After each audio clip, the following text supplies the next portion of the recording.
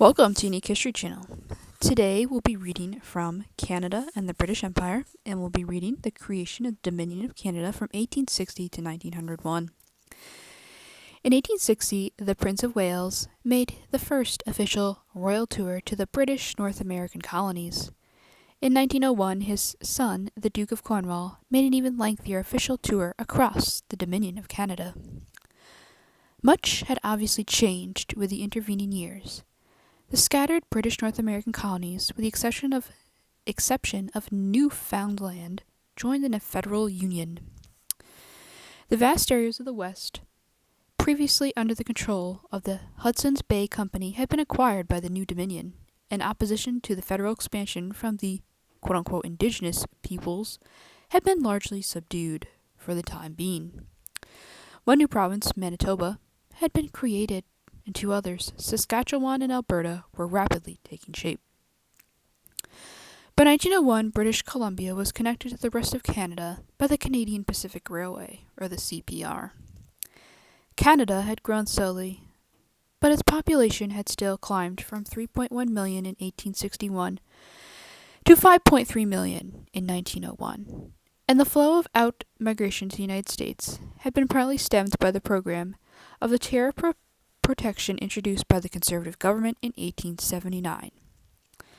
The Conservatives described this program as national policy and successfully defended it with the election of 1891 against the Liberal policy of unrestricted reciprocity with the United States. After 1891, Liberals abandoned their opposition to national policy when they came to power in 1896. Effectively, they governed with little difference from the Conservatives previously. The Liberals took office as the Canadian economy entered a period of rapid growth. Canadians entered the 20th century increasingly self-confident about their nation's future and determined to play a more important role in world affairs. Not surprisingly, Canadian historians have interpreted this period in heroic nationalist terms. John A. Macdonald has been immortalized as the archetypal Canadian nationalist. The national policy has endorsed as the foundation of a successful national economy, and the CPR described as the part of the national dream. There is limited room for the British Empire in this interpretation, and most recent histories of Canada seem to assume in the late 19th century that the Imperial connection was already relatively significant. The legacy of the past the Canadians would soon shake off as it became apparent that the costs outweighed the benefits. Yet the reception accorded the Duke of Cornwall casts considerable doubt upon the simplistic nationalist interpretation. Much had indeed changed between 1860 and 1901, but what not changed was the enthusiasm which Canadians, particularly not exclusively Canadians of British origin, welcomed the heir to the throne. The notion that imperial enthusiasm waned as Canadian nationalism waxed is simply not bore out of any evidence. If anything, imperial enthusiasm and Canadian nationalism both grew stronger during this period, one feeding off the other. Although the Confederation movement of 1860s was born out of a variety of motives, anti-imperialism was not one of them. The most important pressure for the Union was the American Civil War. But a desire not to become part of the United States explains what British North Americans wished to avoid, not why they wanted to avoid it. Nor can one explain the Union by the existence of a deeply rooted sense of colonial nationalism. By the 1860s, many members of the colonial elites were developing a sense of a larger British American culture, but this sentiment had to compete with the strong local and provincial loyalties. What the vast majority of English-speaking British North Americans, and some French-speaking ones, did share, as the Royal Tour of 1860 revealed, was a deep loyalty to British institutions and a desire to maintain imperial connection. Of course, the key concern of French Canadians was the survival of their distinctive national culture. But the dominant blue faction accepted the need for a strong central government, in 19th century terms, of course, to promote economic development, to take control of the West, and to withstand the growing power of the imperialist United States. English Canadians were also concerned with the survival of a British American community on the continent of North America in the face of an increasingly aggressive American imperialism and the gradual withdrawal of British garrisons from the continent. For English Canadians, Confederation was designed to create a federal government strong enough to defend the new nation's existing borders, to attract immigrants from the British Isles, and to undertake a policy of expansion in the West before the region fell under American control. What was on at stake in 1864 to 67 was whether Canadians would remain British subjects living under the protection of the British flag. Indeed, English Canadian Confederates believed that the Union would ensure the survival of the British Empire on the North American continent, and enable the colonists to assume a more important role in the empire. In the words of a youthful Charles Tupper in 1860, Confederation held out the hope that British America, stretching from the Atlantic to the Pacific, would in a few years exhibit to the world a great and powerful organization, with British institutions, British sympathies, and British feelings bound indissolubly to the throne of England. Although anti-Confederates disagreed with the terms of the Union, they were committed to the preservation of the Imperial connection, as were their opponents. One of the most consistent arguments used against the Quebec resolutions was that a flawed union would lead to a premature and unwanted independence. Canadians, as they all became in 1867, considered Imperial support crucial if the new Dominion was to expand its authority from sea onto sea. Even though Canada treated concessions that had been made to the United States to secure the Treaty of Washington in 1871, Prime Minister Sir John A. Macdonald understood that if he had gone to Washington representing Canada rather than of a British delegation, he would have done less in negotiations. Without Imperial support, the Canadian government might not have been able to purchase the Hudson's Bay Company's territories in 1869. Would have greatly difficulty in suppressing the First Northwest Rebellion in 1870, and could not have embarked on building a transcontinental railway at such great speed in 1870s and 1880s, and probably would not have faced greater resistance from the Aboriginal, quote-unquote, nations of Western Canada to the extension of Canadian authority. For the rest of the 19th century, Britain remained the major source of Canada's investment capital, the major market for its exports, and the major source of its immigrants. To those imperial historians who see the grant of responsible government to a simple move, formal to informal methods of the imperial control, the close economic relationship between Britain and Canada after Confederation confirms that Canada remained a British dependency and Canadians the ideal fabricated collaborators. But to describe the members of the Canadian political and economic elites as collaborators is fundamentally misleading, since it implies the initiative for the policies that were pursued in British North America came from Britain. Yet the Confederation did not take the place of the Imperial government, supported it. Confederation took place because British North Americans wanted it.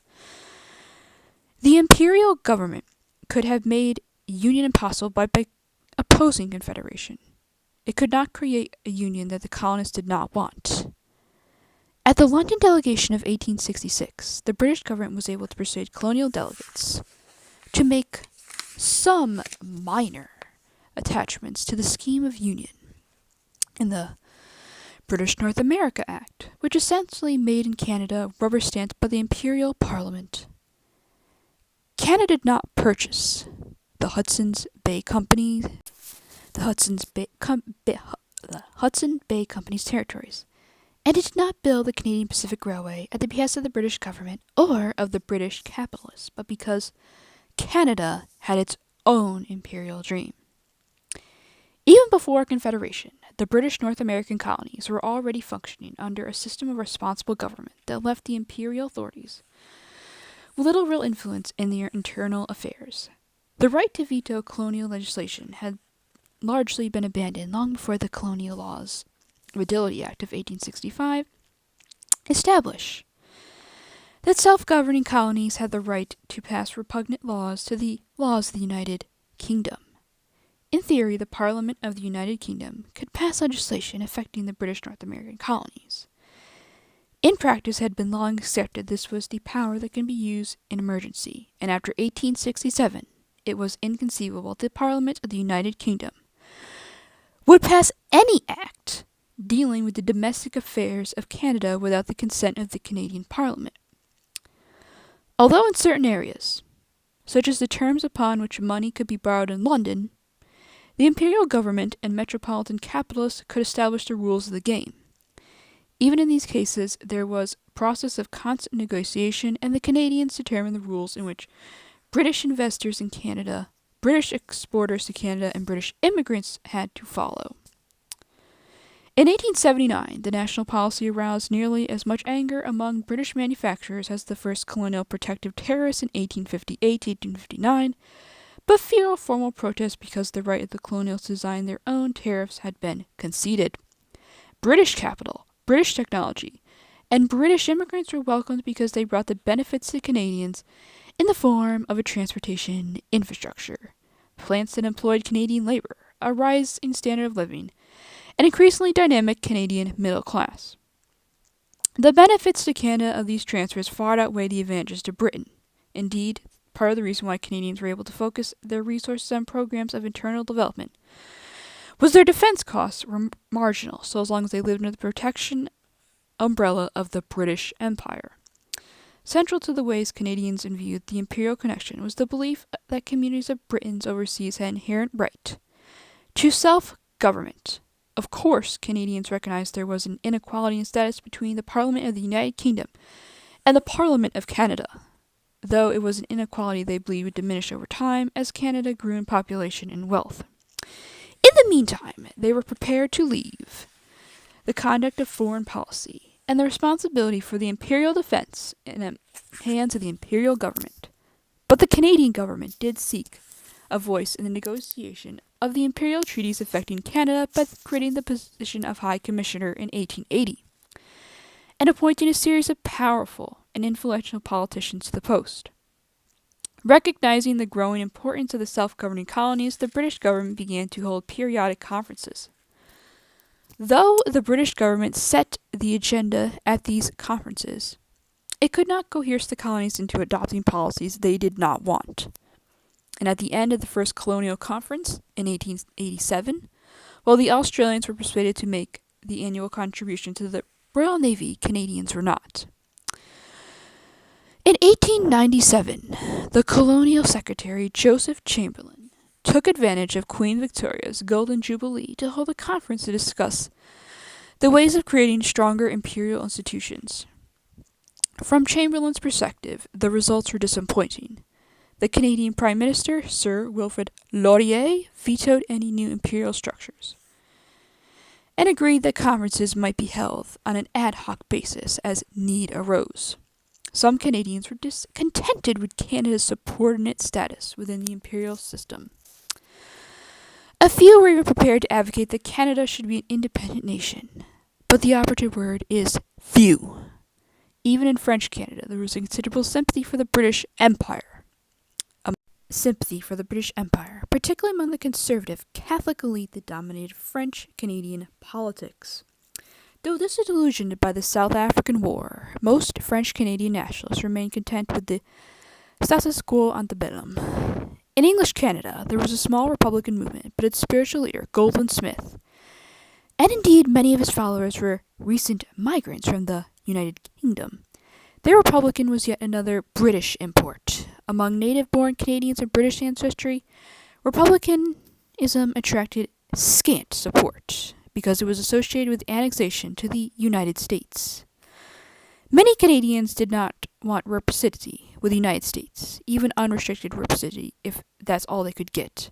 But to accuse those liberals who supported the policy of unrestricted reciprocity of veiled treason, as John A. Macdonald did in 1891, was unfair, even a successful political tactic. Like Macdonald, the vast majority of English Canadian liberals had been born and intended to die British subjects.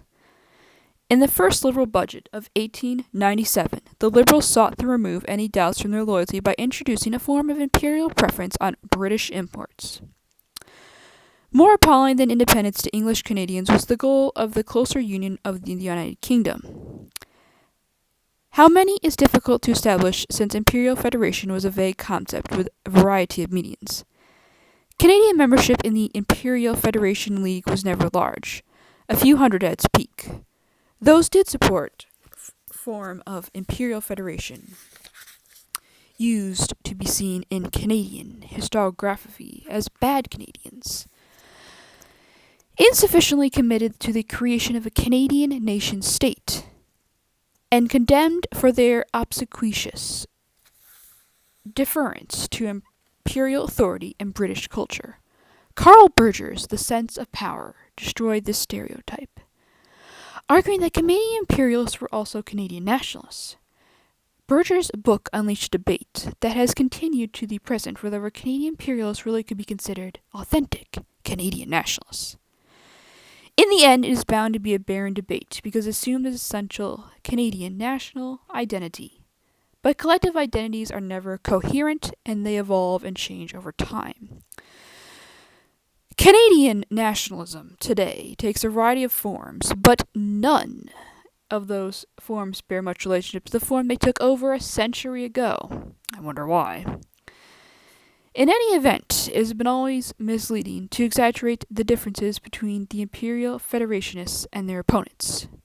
Virtually all English Canadians in the late 19th century were enthusiastic imperialists, and virtually all hoped that Canada could play a more important role in imperial affairs, even if they objected to the notion of a formal union. As John Kendall pointed out a long time ago, there is a danger in making an essentially fluid and flexible debate in which considerable overlap of ideas and individuals appear as a straightforward clash between two well-defined points of view. Prior to Confederation, the majority of English-speaking population of British North America were British immigrants or their offspring with roots in British North America that did not go back more than one or most two generations. They considered themselves Britons living abroad. Even the majority of those English Canadians whose forebears had come to Canada as part of the pre-1850 migrations from the United States defined themselves as overseas Britons, frequently seeking to show the construction of family genealogies and the roots of their American ancestors lay in Britain. The English-speaking inhabitants of British North America also identified themselves as Nova Scotians, or New Brunswickers, or Upper or Lower Canadians, but no one ever thought of these as national identities. Only French-speaking populations of the United Province of Canada used the term Canadien. That implied a sense of belonging to the distinct national culture. English colonists did call themselves British North Americans, but this description emphasized their identity as British subjects living in America. Inevitability, however, the desire to build a transnational state, or transcontinental state, led to the belief that there was a distinct Canadian nationality, and by the end of the 19th century, there were few native-born English Canadians who did not describe themselves as Canadians. To some extent, this reflected the desire of English Canadians to put an end to the notion that they were lesser Britons. Most believed that the imperial relationship would gradually be transformed into the alliance of British nations, equal in status and working together cooperatively. While in London in 1901, George W. Ross, the Liberal Premier of Ontario, and a committed imperialist, pointed out Canada had little to gain from imperial federation, since it would mean the sacrifice of some of the elements or privileges of self-government which we now possess. But he insisted that Canadians were prepared to bear their share in the burdens and the battles and the struggle for imperial unity, provided they were treated as partners in the British Empire. Edward Said once wrote that it was the colonizers' acceptance of subordination, whether through a positive sense of common interest with the parent state, or through the inability to conceive of any alternative which made empire durable. The point is an important one. The imperial authority ultimately rested on a substantial degree of colonial consent. But to place all the colonies of the British Empire on the same footing is quite misleading. English Canadians did not think of themselves as colonized any more than the British minority in India did. Canadian imperialism has often been seen as an anti-modernist creed, supported by those who were frightened of the rise of industrial society. And there were Canadian imperialists who thought this way. But for most English Canadian imperialists, It was the road to future. It provided Canada with the resources to gain access to the most modern technology and the state-of-the-art transportation systems. When Canadians sought to advertise Canada abroad, they did not send illustrations of the Canadian wilderness, but pictures of trains and people clearing the land as the march of British civilization around the globe. The majority of English Canadians proudly identified themselves as British. Whether they had been born in the motherland or a British colony, they saw Canada as a British nation, part of the Greater Britain extending around the globe. In one sense, British colonists, no matter where they settled, did accept a degree of cultural subordination. They frequently remembered and idealized Britain, that they referred to in affectionate terms as the mother country or home, even if they have never been there. They copied British legal and constitutional forms, avidly consumed British goods and British culture, and sometimes pathetically craved metropolitan respect. But there were distinct limits to the admiration for all things British. The colonists recognized that many British institutions had to be greatly modified or jettisoned for a new environment. Primogeniture was quickly abandoned, and the legal system, while based on British principles and structures, soon began to diverge in a wide range from the British practice. The Church of England was forced to abandon its desire to become an established church. When designing their constitution in Quebec in 1864, Canadians borrowed reluctantly, perhaps, a number of ideas from their American neighbors, creating federal systems for which there is no parallel in Britain, and establishing an appointed second chamber to represent the sectional interests. When designating public lands in the Canadian West and gold mining legislation in Yukon, the Canadian government drew up upon the United States models. Running alongside the mimetic impulse was equally strong to show that Canada was not just a part of Great Britain, but it was in some ways a better Britain, with a less rigid class structure and an education system more open to talent than that of the mother country. And by emphasizing the frontier spirit of their northern character, by using the imagery of the beaver and the maple leaf, and by appropriating parts of Aboriginal culture, such as the canoe and sports like lacrosse, native-born English Canadians sought to indicate that they were British, but not merely British. They found it offensive when recent immigrants from the British Isles compared their new home unfavorably to their old. Canadians wished to be British, but on their own terms and in their own way, to create new Britons, not unworthy of the old. By 1901, the only area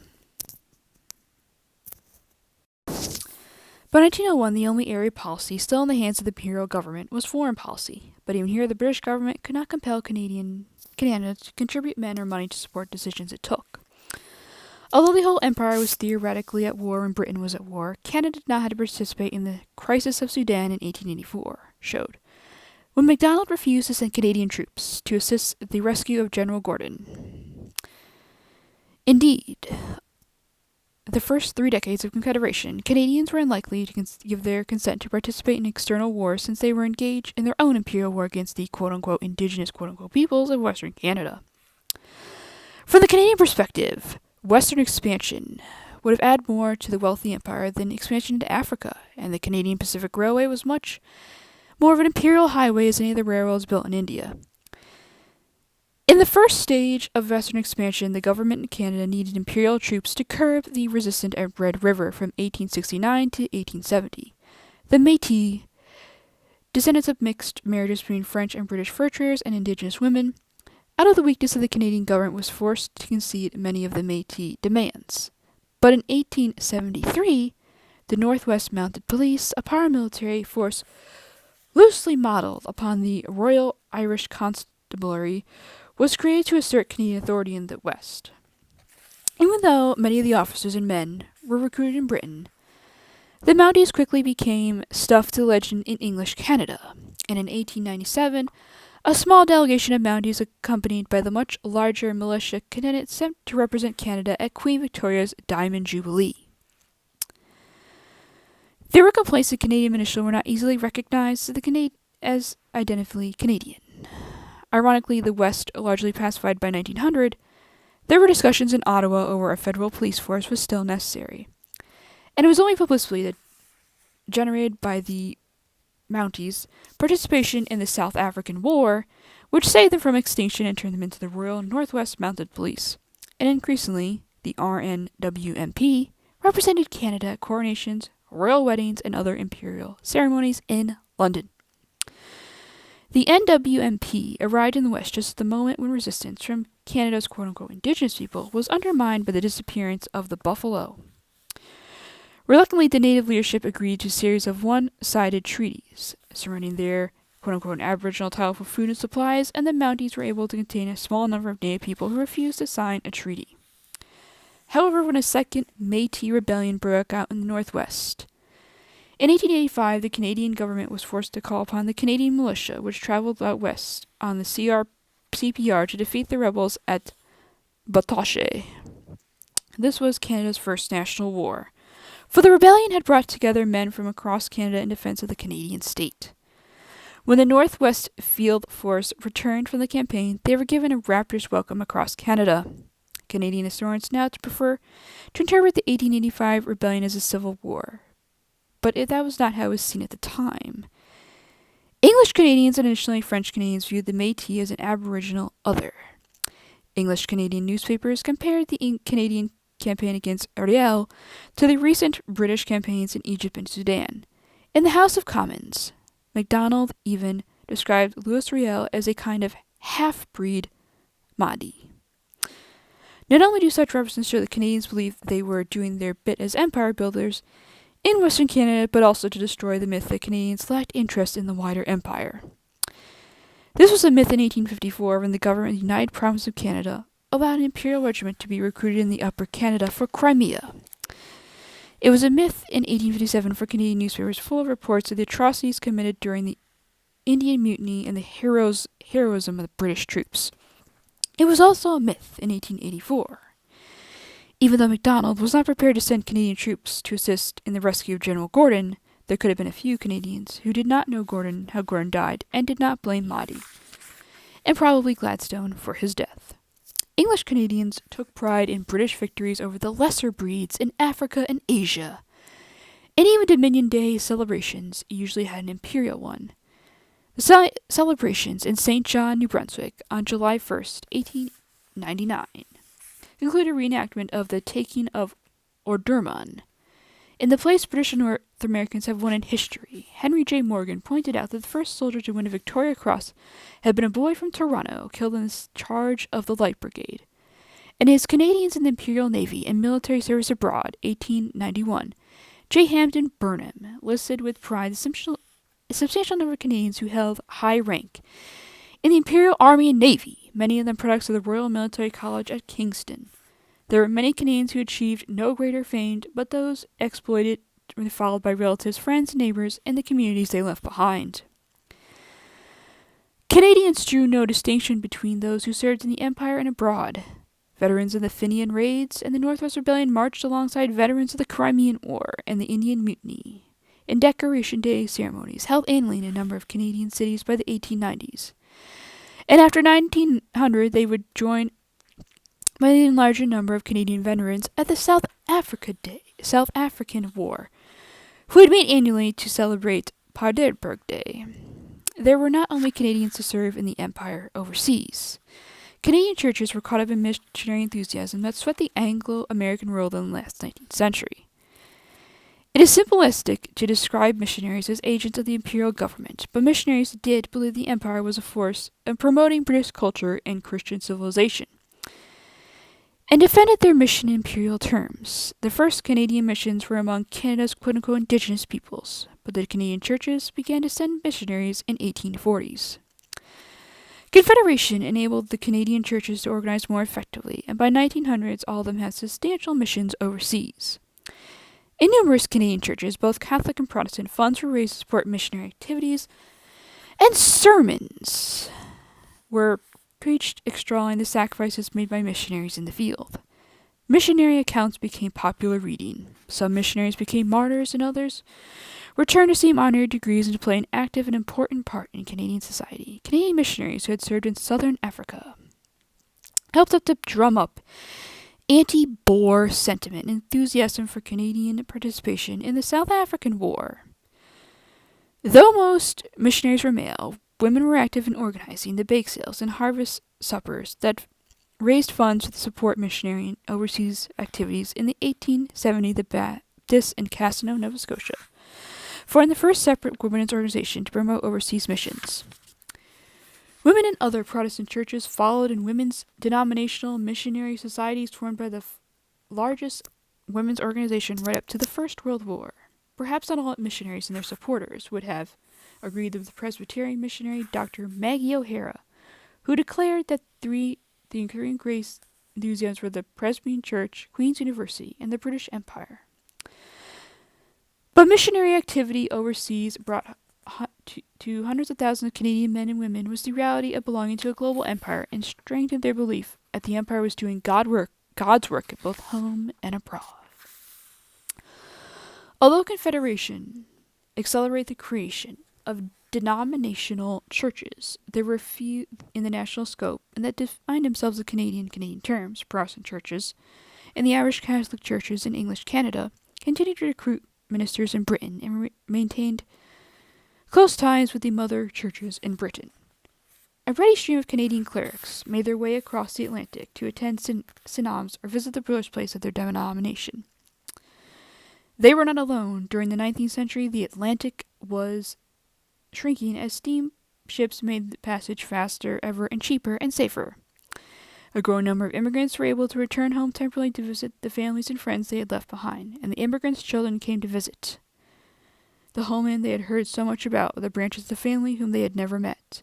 As the Canadian economy was transformed by the industrialization, a growing number of wealthy and ambitious Canadian merchants and businessmen also migrated to their mother country, particularly to the large urban centers, and a number of prominent Canadian politicians, such as the native-born Sir Charles Tupper and the Scottish-born Lord Scontacana, would retire in Britain. So did Lady Macdonald after Sir John A. Macdonald's death in 1891.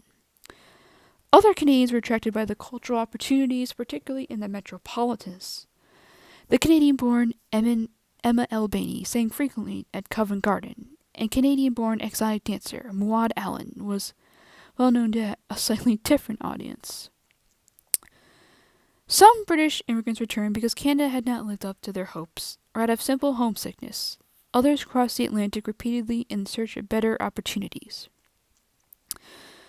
The journalist Arthur Hawkes crisscrossed the Atlantic 19 times before settling in Toronto, and although a large number of British immigrants moved on to the United States, close to 250,000 became permanent residents of Canada between 1871 and 1901, and the new immigrants were drawn primarily from Britain's urban centers and lay by 1900 all of Canada's major cities consisted of a substantial British minority, and beginning in 1854 the cost of a postage stamp from Canada to Britain fell dramatically, and the introduction of the penny post at the end of the century, an indication of Canadian Postmaster General Sir William Mulock.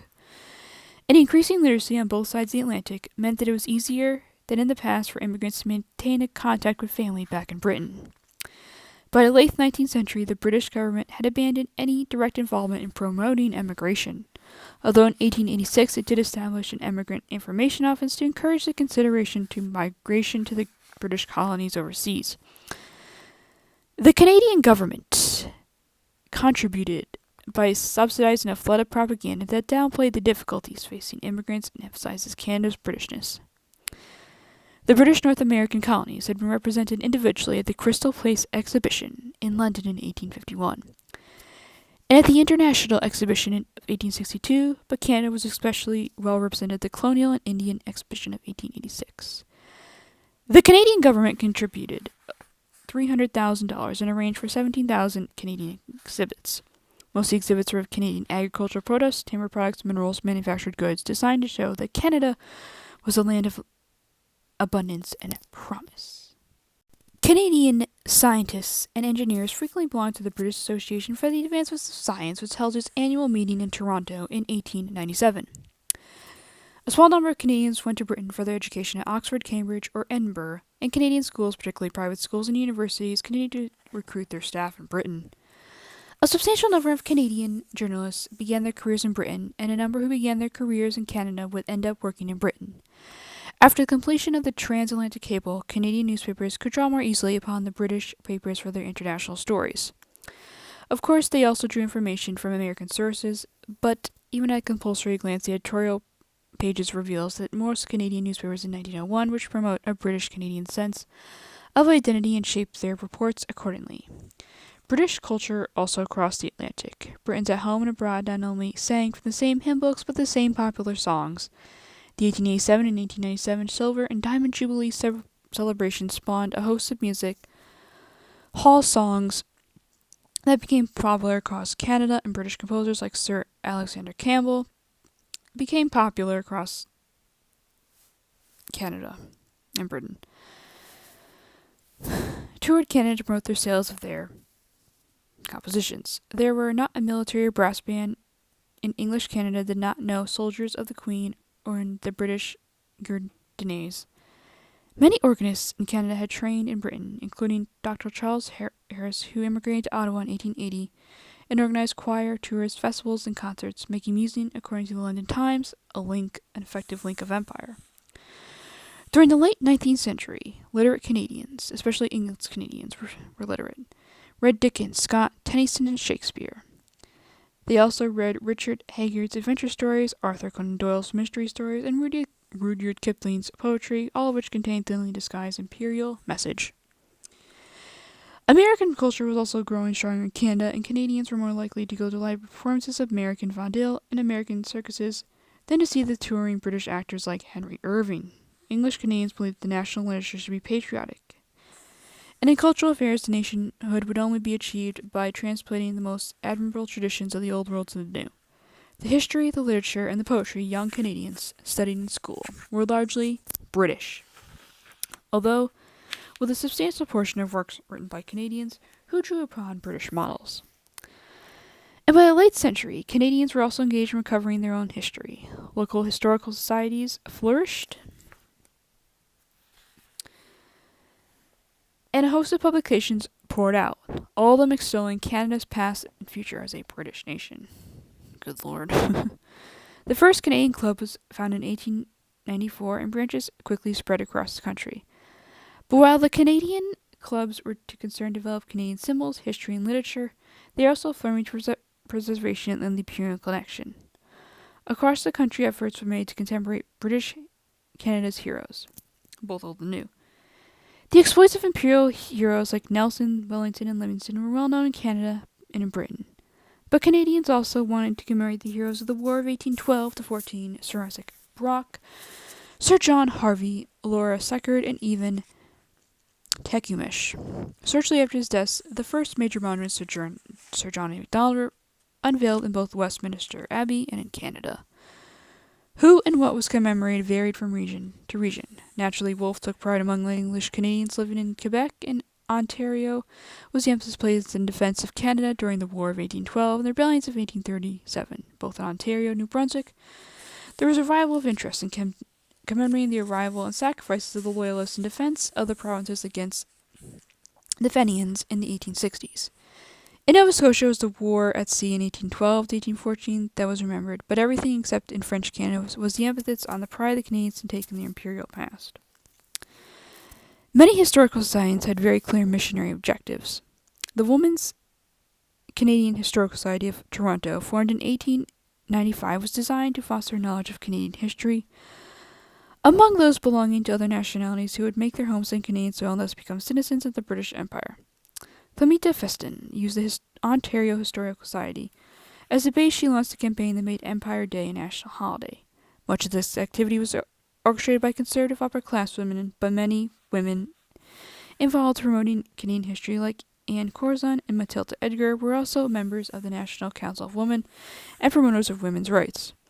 Undeniably, the national mythology that these women and women promoted excluded many Canadians, but it was a mythology shared widely in English Canada by the majority of those who could invent or claim to be of British origin or of culture. Imperial ideology was not simply told the Canadian upper classes used to defend hierarchy, it was essential to the way men and women Of all classes in English Canada, with remarkably few exceptions, viewed themselves as member of an imperial race whose institutions and cultures were superior to all others. Their imagined community was Canada, but Canada was itself a part of a larger imagined community, the British Empire. As the head of both imagined communities was Queen Victoria. Celebrations of the monarch's birthday and other royal anniversaries can be traced back to the very beginnings of colonial settlement. But prior to the 1850s, they tended to be rather formal than officially sponsored events. In 1860, the royal visit was undoubtedly strengthened popular monarchism in Canada, but what was more important was the expansion of literacy and popular press. By the end of the century, Canada had nearly 1,000 daily news and weekly newspapers. In English Canada, and to a lesser degree French Canada, these newspapers were carried out reports about royal marriages, death, and other ceremonial functions. The enthusiasm had showed across English Canada for Victoria's Silver Jubilee celebrations in 1887, and the more elaborate Diamond Jubilee celebrations in 1897 did not emerge out of a vacuum. Nor did the widespread expression that grief followed the Queen's death in 1901 and enthusiastic welcome to her grandson during the 1901 royal tour. The newspapers helped to create an enthusiasm that they were also responding to, for they recognized the enthusiasm for the monarchy sold papers. British migrants to Canada were well aware they were moving to a society very different from the one they were leaving. Indeed, most were moving because the new society offered greater opportunities than the old. But then they weren't only going to a strange alien land, for the institutions and the cultural environment they found in English Canada were submissively familiar that many immigrants felt when they were moving from one British community to another. Even within the United Kingdom, there existed the multiplicity of the British identities, reflecting the national and regional and even local characteristics of the British population, also the class and gender differences. And some of these identities were more easily transferred across the Atlantic than others. English miners in British Columbia and Scottish miners in Cape Breton settled in sufficient numbers and were able to transplant a shaped working-class culture. But even in these communities, some of the miners were drawn from different parts of the British Isles, and over time was bound to a degree of ethnic fade. Indeed, most English, Scottish, and Protestant and Irish immigrants became more British overseas than they had felt themselves to be at home, since they rarely settled in ethnic enclaves. Intermarriage between the different Protestant groups was common. Irish Catholics were an exception to this general, since Irish Catholics married other Irish Catholics. Moreover, the debate over the right to send Catholics to own separate school exacerbated Protestant Catholic relations. English Canadians did want distinct national symbols that could represent Canada. But these symbols also had to contain some recognition of Canada's British identity. There were a flag debate in 1900, but it revolved around whether the Union Jack or the Red Ensign should fly from the government buildings. A debate won by those who supported the flying of the Union Jack on the grounds that the Union Jack was much the birthright of the Britons overseas as Britons in the mother country. When the Duke of Cornwall toured Canada in 1901, he heard "O Canada" only sung in French Canada, and throughout English Canada he was greeted with "God Save the King" and "Rule Britannia," but also with "The Maple Leaf Forever," a Canadian patriotic song written by a Scottish emigrant, which had become English Canada's official national anthem, which stressed that the British flag and British identity had been firmly planted on Canada's fair domain. Participation in the South African War expressed English Canada's growing desire to become more active in the larger imperial world. While there were no important Canadian interests at stake in South Africa, English Canadians saw the empire as threatened and sympathized with the plight of the English-speaking minority in the Transvaal and viewed the Boers as violent aggressors. Only a handful of English Canadians doubted that Britain's cause was just, and not many more opposed the decision to allow Canadian volunteers to be recruited and served in South Africa as part of a Canadian contingency. English Canadians celebrated the enthusiastic relief of Kimberley, Ladysmith, and Mulket King, and swelled with pride when the Canadian contingent distinguished itself in the Battle of Paardenburg. "Marching to Pretoria" was sung by a generation of young Canadian boys who joined the Canadian branches of the Boy Scout movement. Created by Robert Baden-Powell, of the Imperial heroes to emerge from the South African War. Another war hero was youthful Winston Churchill, who undertook his first but not last tour of Canada in 1901. But Canada also had its own grown heroes: Sam Steele, one of the many mountains he enlisted, and Trooper L.W.R. Muley, who saw the sight of both eyes and toured the country making patriotic speeches. English Canadian women wrote patriotic books about the verse of war, raised funds for the war effort, knitted socks for the boys overseas, and when the government called for women volunteers to go to South Africa as teachers to educate the violent Boers in British values, over 1,000 volunteered to 40 posts available. In February 1900, Canadian women also formed the British Daughters of the Empire, renamed the Imperial Order Daughters of the Empire in 1901, within a decade had 137 chapters across Canada. In 1901, Anford Evans wrote that both British imperialism in Canada and the other great element in national life, Canadianism, had been strengthened because of war. Other observers noted the same phenomenon. When the Duke of Cornwall toured Canada in 1901, everywhere in English Canada he was greeted by the same message: the desire of English Canadians to create a Canadian nation, yet one thoroughly loyal to the British throne and devoted to the maintenance of those principles on which British institutions were based.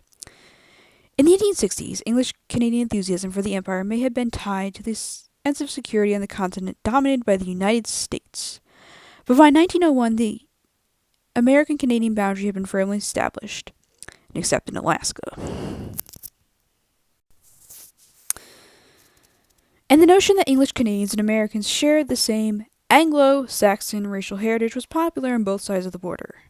A less intense anti-Americanism was, however, not a sign of English Canadians becoming more American and desired a continental union, but a sign of their self-confidence. They had created infrastructure for a national community that could resist absorption into the United States, and part of the reason for this self-confidence was that English Canadians felt more integrated into the British Empire than ever before, and they could no longer fear survival on the British Empire on the North American continent.